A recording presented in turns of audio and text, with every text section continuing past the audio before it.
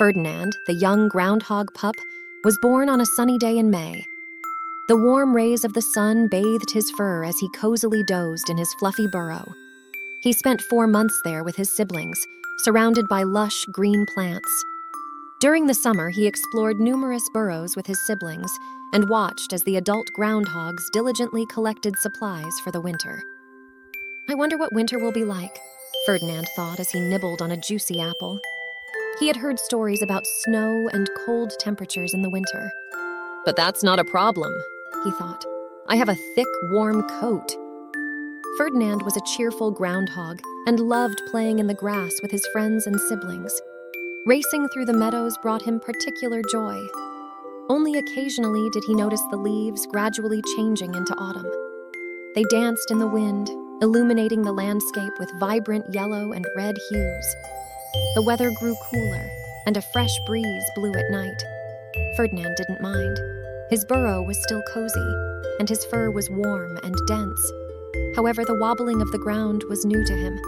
The entrance to his burrow swayed with every gust of wind. Sometimes he worried that his burrow might collapse. One beautiful autumn morning, Ferdinand woke up and crawled out of his burrow as usual. But something was wrong. "Oh no, the leaves are gone!" Ferdinand ran around excitedly and realized that his burrow was no longer surrounded by golden leaves. "What happened?" Ferdinand thought. "I need to return the leaves to where they belong." Immediately, the little groundhog began to collect the fallen leaves. He painstakingly fastened them back to the branches with a piece of string where they once gently swayed in the wind. Ferdinand spent many hours carrying the leaves one by one up the tree and tying them carefully. "Hey, Ferdinand!" someone called from below. Ferdinand looked through the leaves and saw Max, the badger. "What are you doing up there?" Ferdinand replied, "I'm saving the tree. All the leaves fell off, so I'm hanging them back up." Max looked up and shook his head. "I've never seen that before." Then the old badger went on his way. "What are you doing up there?" another voice called. Ferdinand climbed down the tree to see the curious squirrel. "What can I do up here?" he replied. "Come down and help me hang the leaves back up." But the squirrel just said, "Not today, no time," and ran away. Exhausted, Ferdinand sat down under the tree. "There are still so many leaves missing, I can't do it all by myself."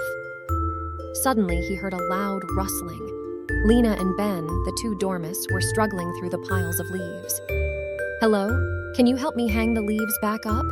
Ferdinand asked. The 2 dormice looked at each other. "Of course, we're experts with leaves. How can we help?"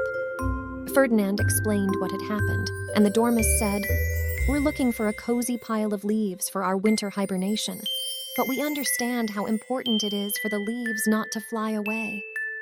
Ferdinand was surprised. "You sleep in leaf piles during the winter?" The dormice nodded and told him how the falling leaves were a vital part of their lives. "Is it normal for leaves to fall in autumn?" Ferdinand asked. The dormice confirmed it and explained how trees conserved energy and survived the winter. Ferdinand laughed and said, "I actually wanted to hang all the leaves back up." The dormice laughed with him, and together they looked at the treetop where individual colorful leaves were artfully knotted to the branches.